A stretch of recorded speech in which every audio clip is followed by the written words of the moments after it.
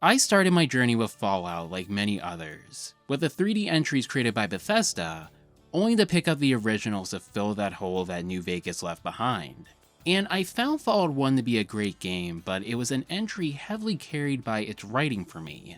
The lack of quests, armor and weapon variety, and locations made it feel bare bones compared to most Western RPGs. But there was a charm to this game that made me want to pick up the second, to see how Black Isle had expanded upon what Interplay had laid out.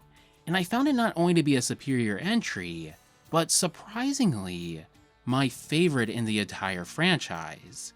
Yet in the larger scale of the community, why does this feel like the mainline entry that gets looked back at the least? I think a large reason for that stems from those issues of Fallout. To me, the original Fallout is very much a make or break title. For players used to the world Bethesda began creating with 3, they'll look at the isometric design, the lack of voice acting, or that infamous day counter, and just be immediately turned off. It doesn't help that the game only gives you a 120-page manual and no real tutorial. And the result was a game that grew a reputation of being inaccessible, of being dated in design. Fallout 2 largely reusing the first game's assets, it's only natural that players would come to the same conclusion. If you didn't enjoy the first, then why even bother with the second? And I find that to be a huge shame because in reality, the original Fallouts are fairly straightforward gameplay experiences. But not only that, I need you to understand something. Black Isle understood the problems with the original Fallout, and they not only took everything that made the first Fallout so great, but expanded upon it, and created one of the greatest RPGs of all time, in just 9 months. 9 months! Child, our need is greater than ever before. Our people sicken, the Brahmin are dying, and our food is all but gone. The blight of the land can only be cured with the Gek. I cannot help you. Only the Vault Dweller knew. His tales have the sound of a peerless journey. The burden you carry now will grow ever heavier.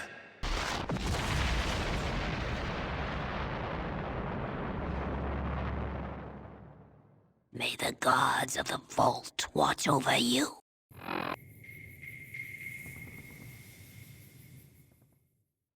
My biggest complaint with combat in the main entries is that no matter how it starts, it always ends the same. You shoot an enemy, they see you, they charge straight at you, and then you just spend the next minute just hitting each other, hoping that the footage speaks for itself.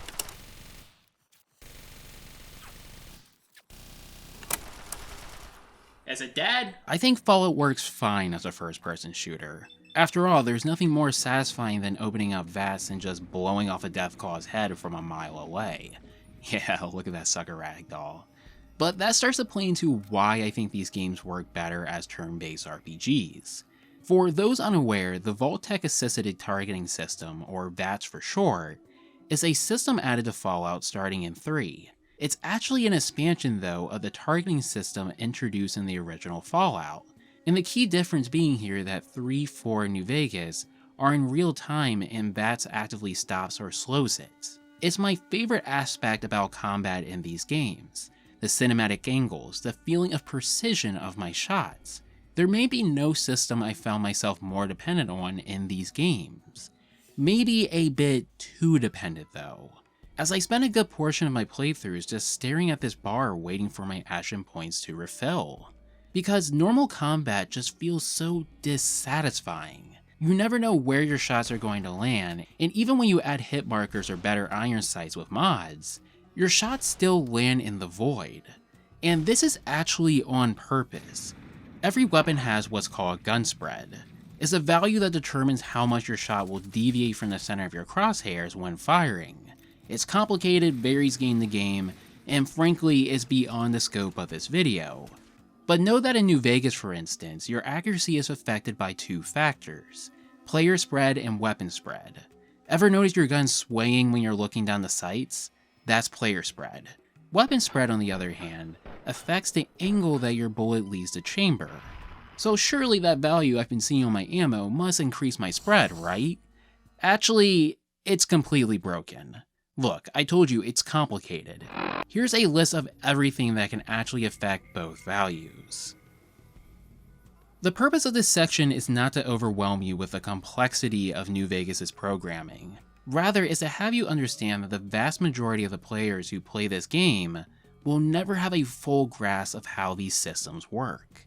I understand it was meant to add a sense of depth to the combat system, but there's a frustrating disconnect here, where all the player is seeing is their crosshairs perfectly lined up on their target, and then just a burning feeling of rage when their shot is just pimp-slapped by an unseeable force.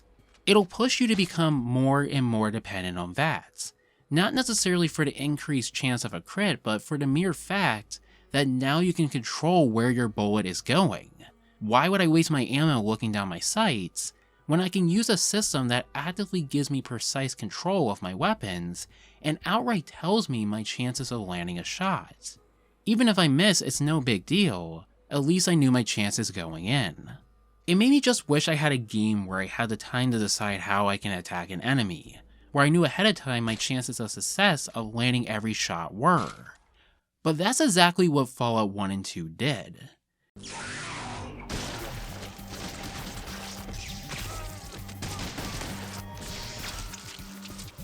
What makes the turn-based combat of the first two Fallouts so great is that you're given the time to think through every single move that you make.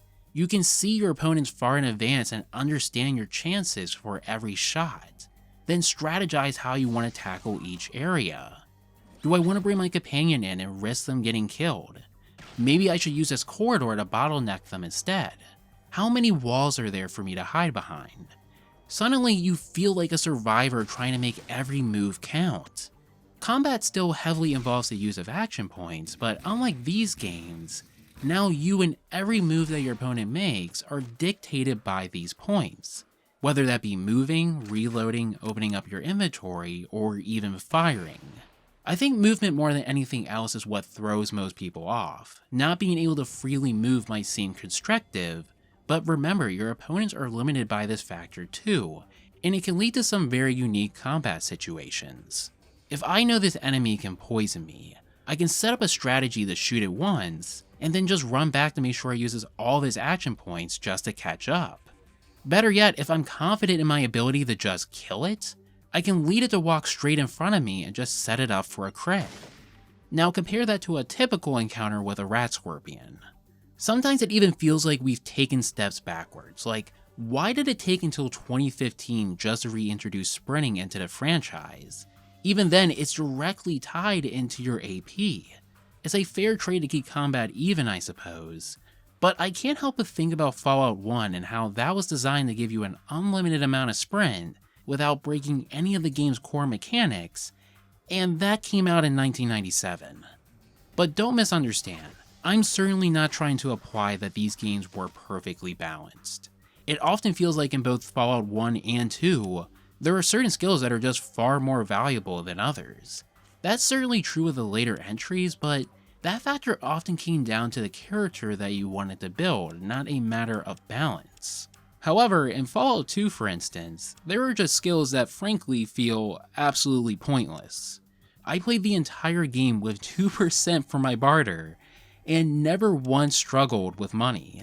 Rarely did I see the need for a skill like gambling when you barely needed cash, and having a skill exclusively for throwing just feels excessive when you can't even specialize in it as an exclusive means of survival in this game.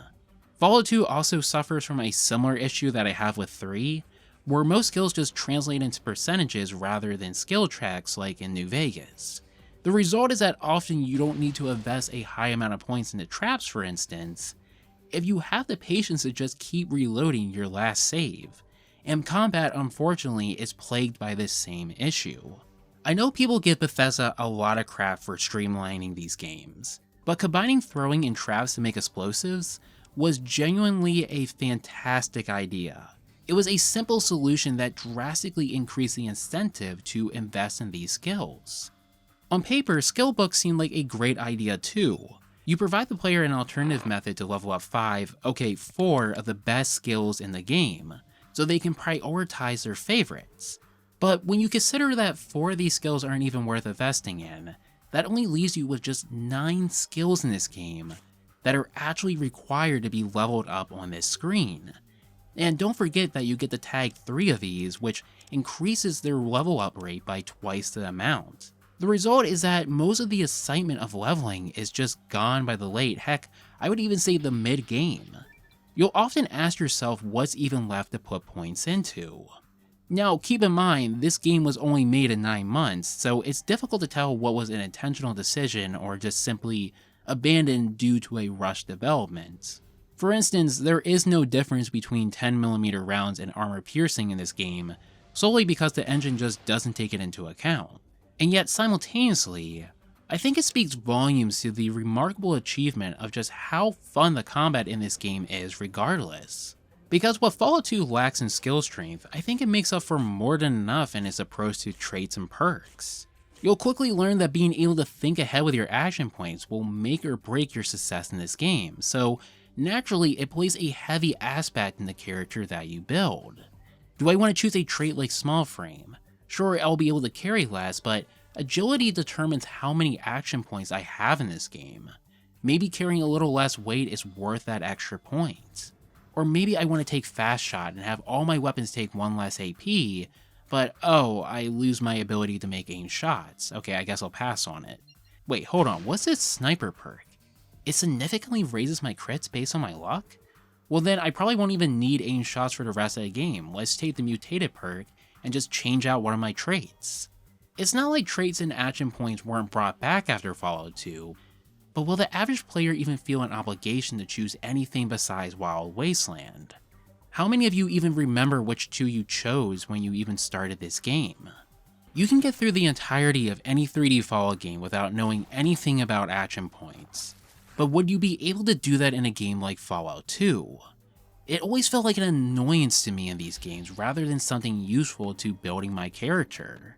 Often, it feels like a giant game of chess because instead of just choosing perks that say raise my overall damage or increase the skill points I can spend, you're asking yourself which perks are going to throw my opponent off their game. And yes, it can be absolutely annoying when you're fighting 10 enemies and each one gets to take a turn, but what made Fallout 2 stand out to me above the rest of these games for me is that it was the only entry that got me to think from the perspective of my enemy. In none of these other games was I ever asking myself what's going to keep me one step ahead of my opponent, but Fallout 2 did. It seems like such a minor detail, but it's the key to what makes combat in this game feel so incredibly rewarding. Because when you win a fight against an insurmountable foe, it never just feels like luck, but that you were carefully planning ahead. You can hit a point 50 hours into this, where you have some of the best weapon and armor in the game, and you can still get mowed down in just 1 turn. Sure, you never feel like a god, but in a post-apocalyptic RPG, shouldn't that be the point? That you're just barely making ends meet? Take this scenario at a slaving camp. There's about 13 people total in this camp, all heavily armed and armored. And then there's me and my companion. We're clearly outnumbered here. Now, I can go through the front door and just start blasting away. I certainly have enough stim packs to make that work. But there's a better way to handle this. I have a sniper rifle, and I've been carefully putting my skill points into small guns from the start of the game. But not only that, I've made it one of my tag skills, so I'm well over 100% at this point. With a perception of 8 and one of my chosen traits being fast shot, then adding on additional perks like Action Boy, bonus rate of fire, and bonus move, it means not only can I hit my targets from a distance, but I can do it more than once a turn, reload my weapon, and still afford to keep moving. So I start firing at the guy outside. They're caught off guard and are forced to use a majority of their action points just to get up to me. Suddenly, they're forced to take turns coming through that entrance while I just keep landing shot after shot. To make it even better, their accuracy is significantly lower due to the distance, but mine is unaffected due to the scope. They have no choice but to keep walking closer and closer. And it's rewarding not just because I got through it with minimal damage, but also that this victory wasn't handed to me. There was no explosive barrel for me to shoot, I got through it using my own intuition. and everyone will find their own way to get through it depending on how they build their character, and I just think that's fantastic game design.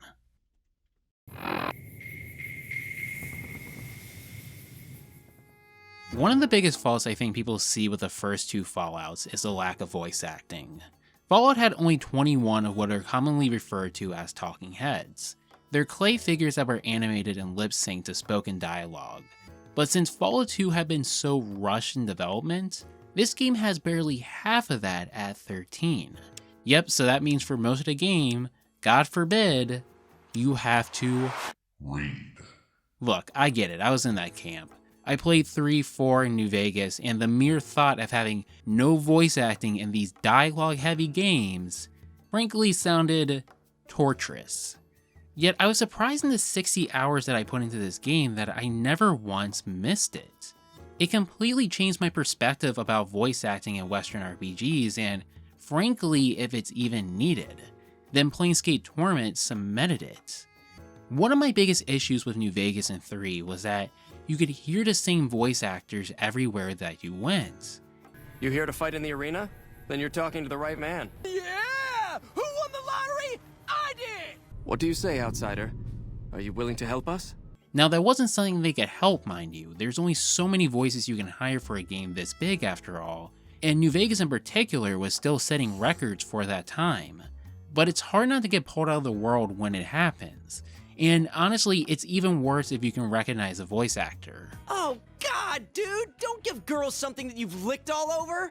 When you mitigate voice acting to just a few key characters, not only does it immediately tell you that, hey, this individual is significant, but it makes it that much more of a memorable experience. I mean, come on. The interaction with Sergeant Arch Dornan is one of the most iconic in the entire franchise. I am not a sir! I work for a living, you moron! You will call me Sergeant or Sergeant Dornan. Do you understand me? Now, let me get something straight. New Vegas is one of the best written games of all time. And when it comes to social political commentary, there is no other entry that has it beat. I love the fact that the game never gives you a clear answer for who is correct to take over the Hoover Dam. That even after the credits roll, you never knew what your actions held for the future of the Wasteland long term. The way that it utilized gray area and moralistic understanding frankly changed the way I looked at writing. But even more impressive was the way the game seemed to change into completely separate experiences, depending on who you sided with, greatly increasing the replayability and scale of this game. The closest equivalent you get to that in 2 is the relationship between the NCR, Vault City, and New Reno. And while the player is given multiple choices on how they want to approach the growing tension between each major city, often those choices feel limited to supporting the NCR taking over the whole wasteland, or just screwing them over. Playing through 2, it's clear that they wanted you to do so much more with these growing conflicts, and with New Vegas it finally feels like they reached it. Though, if I'm being honest here, there were times during New Vegas where I was, skipping through dialogue. I can provide a quick history lesson, if that's what you're looking for. In 2274, President Kimball sent the NCR Army into the Mojavian force with the objective of occupying and repairing the dam. Rangers and Army scouts had confirmed upon arriving at the dam. This was our introduction to the...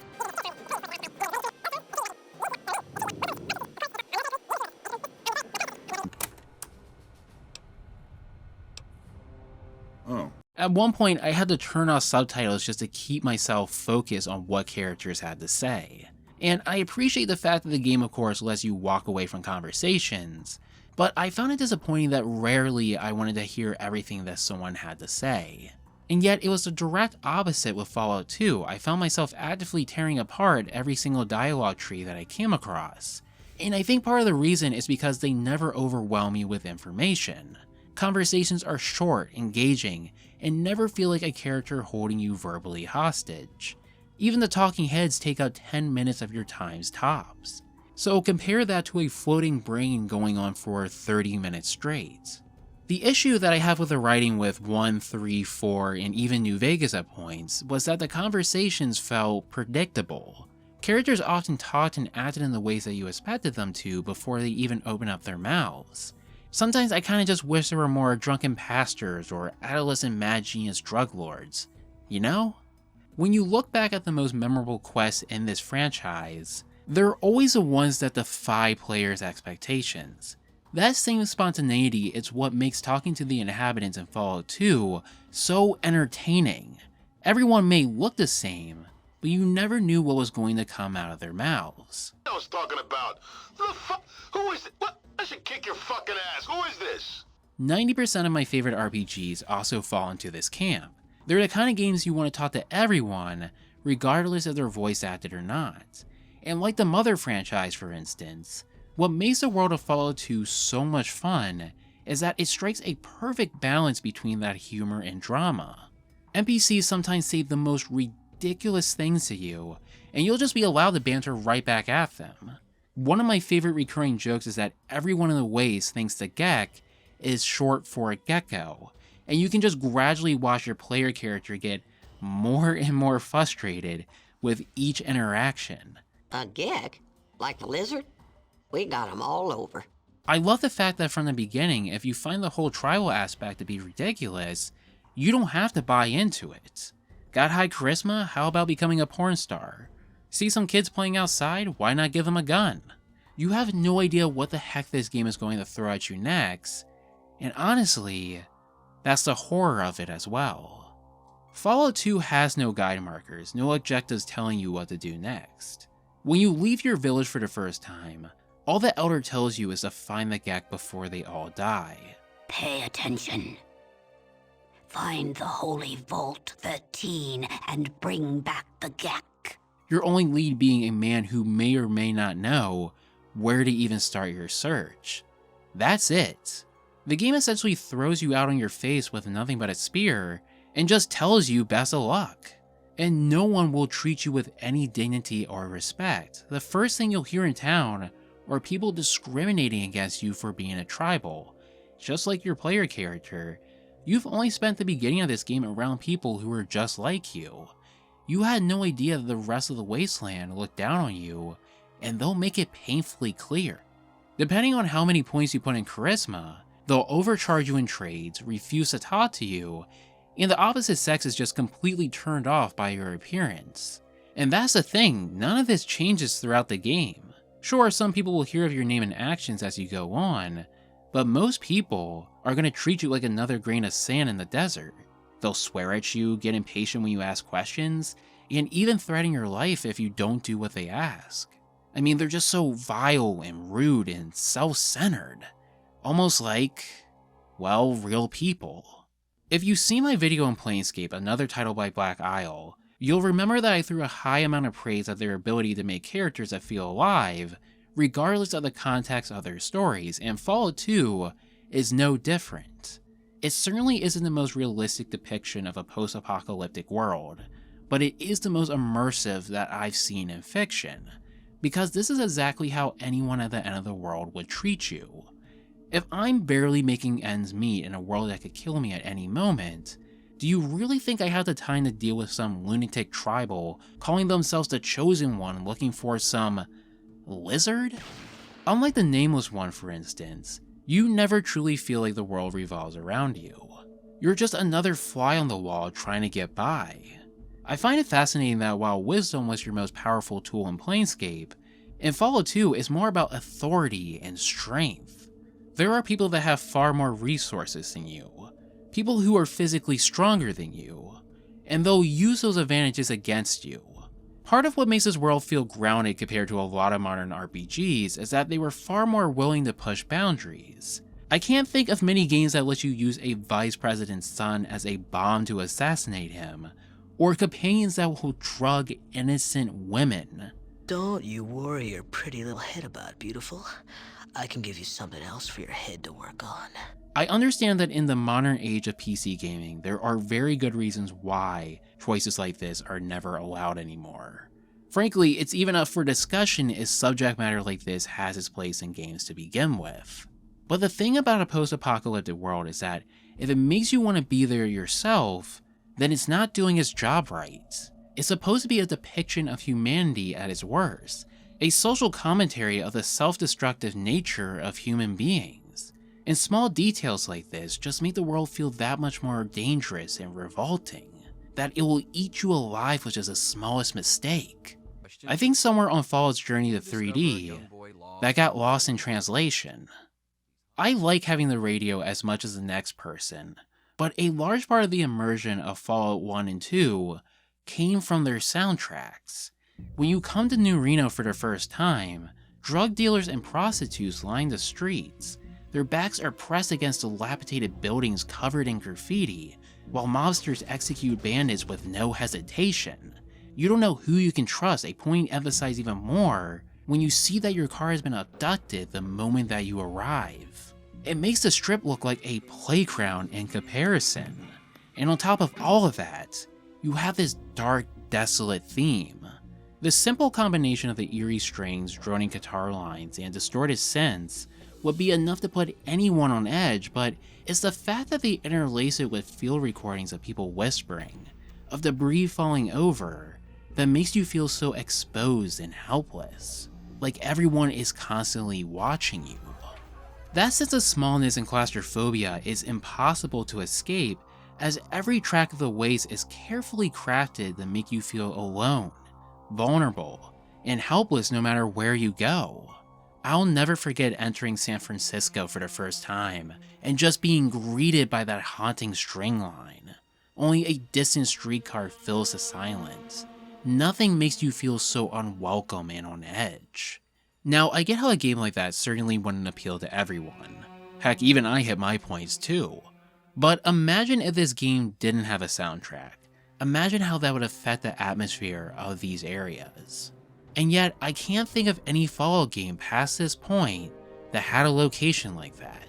That if I turn off the music, I would be missing out on something larger. Some fans might view the radio as a compromise to make these games more accessible to a larger audience, but I don't think a large portion of people are necessarily turning on that radio to separate themselves from the world surrounding them. I think it's largely a failure of these developers to make a memorable soundtrack. Now, I'm sure many of you can name every single song off this list, but besides the opening theme for Fallout 3, can you actually remember a single original song from these games? There's nothing wrong with using ambience for a soundtrack. I mean, when it's done right, it can actually be a vital part of the atmosphere of a game. But if they fail to form a meaningful connection to the player's experience, well, they end up largely ignored. Worst case scenario, you just get tired of listening to them. I think the developers realized this, which led to the introduction of the radio. And not only does that feel like an insult to the composer who put years of work into writing it, but if the original soundtrack showed anything, it's that you can make an original soundtrack that doesn't distract the player from the world that you're building, that can simultaneously heighten the experience of what they're playing. There was never a point that I felt the need to keep the soundtrack on for these games, but would an area like New Reno have the same impact if I played a random song from the 50s instead? Fallout 2 may suffer from one of the smallest maps of any entry, but it's made up for by introducing some of the most vibrant locations in the entire franchise. Places like Vault City, Navarro, and New Reno were areas bound to leave an impression long after the game was finished. But a large part of that atmosphere, as we saw with New Reno, came from the art too. Take the enemy designs for example. When you saw a Rad Scorpion for the first time, it felt like the most intimidating thing in the world. One look told you that they could wipe the floor with you. They stood almost 3 times your size, had stingers larger than your torso, and closed the gap in a spine-chilling amount of speed. Being poisoned was a guarantee, not a possibility. That intimidation was certainly still there in the newer entries, but the thing is, once you hit a certain level, they were just nothing more than a fast-moving nuisance. But something about how they were drawn in these games just made your skin crawl. I don't care if I'm level 20, if I'm surrounded by 10 of these guys, I am running.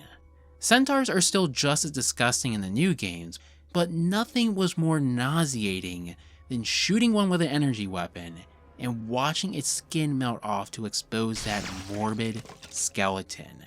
It makes you think like, right, these things used to be humans. The newer Fallout entries always made me feel uneasy, especially with their ability to set up narratives in a way that these games couldn't, but they never made me stop dead in my tracks. I was never daunted to try my luck against an oversized bloatfly or a cave full of deathclaws. But you know what did? Seeing a man twice your size annihilate a group of humans with absolutely no emotion, simply telling you that this has nothing to do with you and to move along. Any thought that you had to fight or to foolishly help is immediately crushed by this overwhelming sense of flight to save your life. And this happens in just the first 5 hours of the game. Contrast this with how the game presented itself when you started. You're given the title of Chosen One and have your elders plead for you to save them. You're immediately placed on this pedestal. Even the quest that they give you establishes you as someone of honor, of integrity, someone willing to help out for the greater good. Only for all of that to just be wiped out in one fight. Like a cold splash of water, this game wants you to know that honor, integrity, everything that you were brought up on is going to get you killed. So toss out the spear and pick up a rifle. This is more than just a player character. They are a living representation of how the Wasteland changes ordinary people. And that's why the tribal opening is my favorite premise in the entire franchise, because with every other entry, our player is someone familiar with this world and its technological advances in some way. But the Chosen One is you, a metaphor of the player being a complete outsider of this world. So as you watch them get slowly misshapen and warped by this wasteland, in turn you feel like you're changing with them. Immersion is not determined solely by a game's music or art, but also the attention taken to touch on the small details. And if you take anything away from this, let it be that Fallout 2 had a commitment to detail that very few games can match.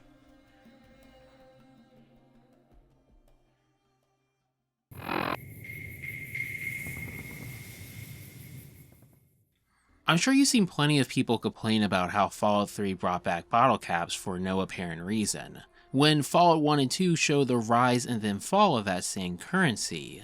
But I don't think enough people talk about how drastically different the currency systems work in Fallout 2 compared to any other entry in this franchise.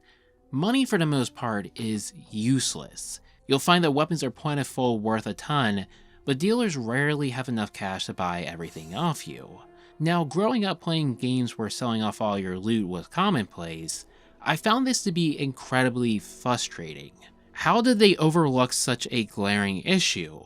And then I realized it was on purpose. When that button says trade, they actually want you to trade. I know it's not exactly ideal to trade in 3 rifles for 1 gun, but in the context of this world, it makes sense. You're part of a society that's still rebuilding. Are most people going to have the luxury of having full-time employment like in Vault City? No, they're going to be farmers, tribals, citizens hustling on the street. They're going to be dirt poor, so would it make sense for a merchant to have thousands of dollars on them? Of course not, because people are going to barter. It's just another way that this game is committing to its setting. But it goes a step further than that because it actively teaches you to get smart with inventory management. Suddenly weight isn't just an arbitrary value limiting the amount of stuff you can carry, it's another factor determining an object's value. The basics of value to weight ratio are playing an active part in the game. You start asking yourself what items are light, plentiful, and have consistent value in a dystopian setting. Some people will recognize it immediately, others it's going to take until they hit New Reno, but it's drugs. Stim packs, buff out, anything with virtually no weight. You'll notice though that there's one drug in particular that's the cheapest to buy, comes in large quantities, and is highly common. And it would be anyone's go-to here, yet it comes with a massive catch. Jet. A drug that is single-handedly fueling an epidemic crippling the underbellies of the waste. But if Fallout teaches you anything about life, it's that where there is misery, there is always someone profiting. Drug lords experiment on addicts like cattle. Women prostitute themselves in the streets just to buy more. It becomes a real question if you want to be part of a system like that. and suddenly something as basic as trading has become a moral dilemma. It drives home an important point that great games make an effort to give purpose to even the smallest details of their world. I like the convenience of the fast traveling feature in the later games, but there's a lack of meaning behind it. You open up the Pimp Boy, hit your destination, and then a loading screen later, you're there. Obviously, it's supposed to represent your character moving from one location to the next, but what's keeping the player engaged here? There's a disconnect between you and the world. Something that I love about Double Fine's Psychonaut games is that they took every opportunity to world build for their players. When you leave a level, you're never just opening up a start menu and hitting quit. Instead, you're opening up your inventory and grabbing your smelling salts. Man, these things smell terrible. Am I sure I want to do this? Yes, I want to go back to the real world that badly. Yes, it was disappointing when the second ended up abandoning this detail, but even then there's some great secrets to be found depending on when you choose to leave. And these aren't any details that fans or critics are going to tell you to have in your game, or even complain about them missing. But it adds so much more charm to these games. It shows that the developers are taking every opportunity to make sure that you as a player are staying actively invested in this world. I mean, I guess technically fast travel does move the calendar up in-game, but when have you ever cared about an in-game clock? Has this ever served a meaningful value to your experience? I really wanted to come to the conclusion that fast travel is a necessary evil and just can't be taken out of these games, but look how a game like Fallout 2 circumvented this issue with the Highwayman. A fan favorite not just because it's the only entry to give you a car, but because it served as more than just a fast means to get around the map. It was something that you could store your equipment in, an invitation to quest lines. You couldn't even get the car without purchasing and fixing it yourself, and in that way, they made the transportation system one of the most iconic parts of the game, in a way that added value to the world that you were experiencing, rather than just pressing a button and waiting on a loading screen. The fantastic part about the design of Fallout 2 is that every aspect held some value to the world that was being built, whether it was something as simple as a currency or a staple like moving around the map. Really, they had no choice but to put that kind of attention into this game, because, like I mentioned before, there are no guide markers, there are no objectives telling you what to do next. Better yet, remember when the Elder gave you that lead? Turns out when you get to town, he's not even there. At this point, you're ready to lose your mind. I mean, how am I even supposed to know where to go? What am I supposed to do? It's not like I'm packing any heat here. All I have is this dumb spear. But either game worlds are getting too large or developers are getting lazy, because I never miss them. What I appreciate about the world of Fallout 2 is that I was always encouraged to interact with the inhabitants of every town, as it seemed like everyone had something to say about the quest you were doing or has some task for you to complete in town. But here's the important part. They'll never tell you exactly where to go next or who to talk to. Instead, they'll hand you another lead that may be correct or completely false, a very similar philosophy that Black Isle used when designing Seagull for Planescape. I know that might sound incredibly frustrating, but I promise you, every town, every quest, it just never feels like a waste. Often side quests will take you to someone important in your actual quest, or maybe you'll visit a town early that will give you an advantage in a negotiation later on. It's always taking you one step closer to your goal, and that's what makes it feel so meaningful. You never just finish somewhere and hit a dead end.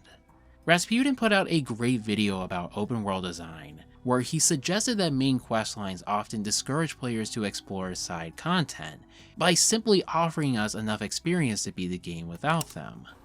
And in that sense, despite the amount of freedom we as a player are given, if we're not intrinsically motivated to explore our surroundings, we'll often limit ourselves to a linear experience.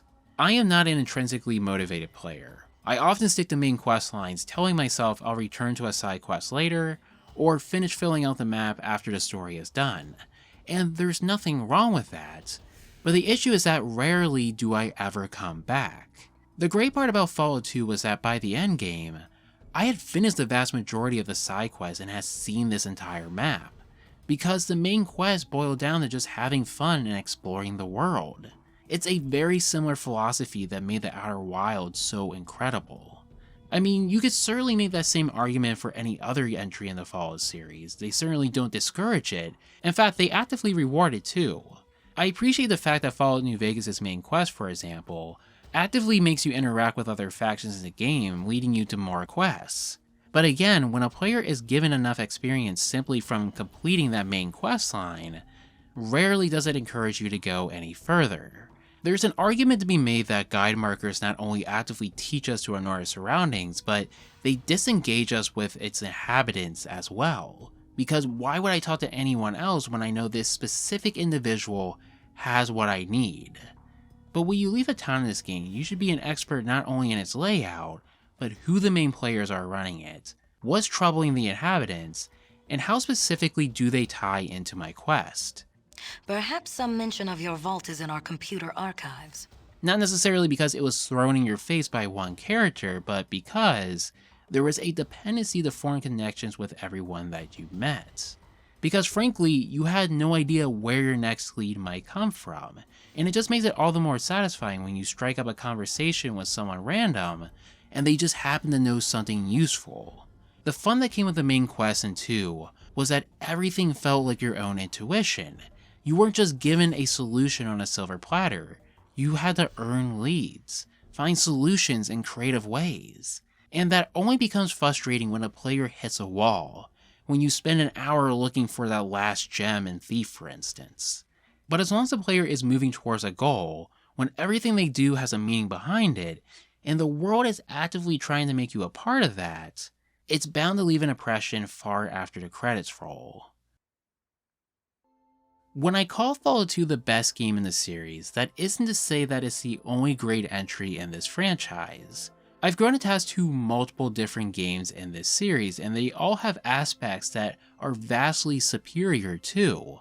One has the best antagonist in the entire franchise. New Vegas' narrative design is simply unmatched, and no entry can compare to the ease of combat that 4 brings. And as I've shown throughout this video, I don't think Fallout 2 is without its faults. It's a pain in the butt to interact with the world. Views can be extremely disorienting and frustrating when objects are hidden behind walls. NPCs have a tendency to loop the same 5 lines over and over again and block your path like it's their birthright. And without the restoration patch, this game isn't even playable. But if you're going to use a term as strong as dated to describe a work of art, then it needs to be for the right reasons. And I feel like the reasons that come to most people's minds just often aren't true. And even some of the strongest aspects that this game has to offer, in some cases beating out entries that are 18 years younger. We tend to view New Vegas as a template for what the series should be, but in reality, if the circumstances had been different, the original members of Interplay most likely would have taken the series in a completely different direction. But you don't have to take my word for that. There's a demo and over 700 pages of design documents for the original Fallout 3 that prove this. Joshua Graham's Caesar's Legion, the Battle for Hoover Dam. This all came from the foundation that kickstarted the creation of New Vegas. Not enough? Okay, how about one of the original creators saying this? On the flip side, did they expand it the way I would have? No, not at all.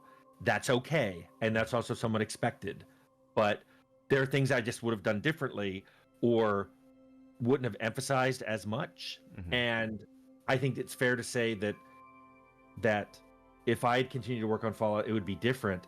You have to remember that New Vegas was made in just 18 months, and it was not made by a company that owned the rights to this franchise. It was only licensed.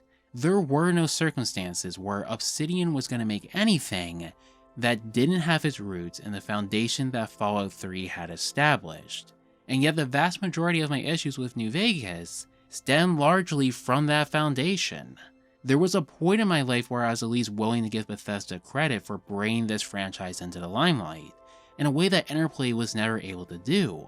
And I think most of us bought into this narrative that RPGs would never find mainstream success unless they were willing to streamline their mechanics, and yet, Baldur's Gate 3 happened. When I look at the acclaim, the success, and pride that Larian has experienced since the release of this game, I don't see any justifiable reason why Fallout needed to abandon its roots to do the same. Instead, this franchise is trapped in stagnation. Our only hope is riding on a television series that is purposely playing on our nostalgia, because there is no realistic possibility that this IP is going to change hands, that Todd Howard is going to step down as director, or Bethesda is going to take the risk of letting other studios experiment with their IPs. I would say sort of rushing through them, or we need to get stuff out that is different than the work we're doing in 76. You know, we don't feel like we need to rush any of that. I mean, honestly, why would you when you can put out one game every 5 years and you still have the entire world's attention? It's true that New Vegas could have never happened without 3, but this is a game built from the ashes of something far greater. And if this is what they were able to do in 18 months on a dated engine no less, it's hard not to see New Vegas as a universal symbol for the squandered potential and trappings of AAA development. The reality that we need to face is this: New Vegas was setting the bar low for what Fallout can and could be.